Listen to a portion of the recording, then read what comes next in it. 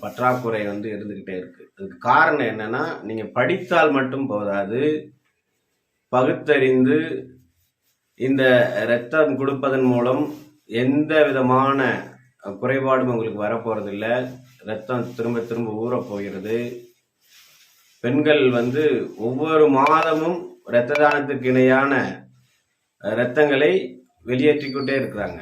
மாதவிடாய் காலங்களில் அவங்களுக்கு வெளியேறக்கூடிய இரத்தம் என்பது ஒரு இரத்த தானம் கொடுப்பதற்கு இணையாகவே இருக்கும்.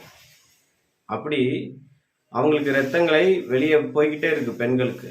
ஆண்கள் இப்படி பயந்துட்டு ரத்தம் கொடுக்கலாமா, குறைஞ்சிருமா அப்படின்றதெல்லாம் லிட்டர் கணக்கில் எடுக்க போறது இல்லையா, மிக குறைந்த அளவில் தான் எடுக்க போறாங்க.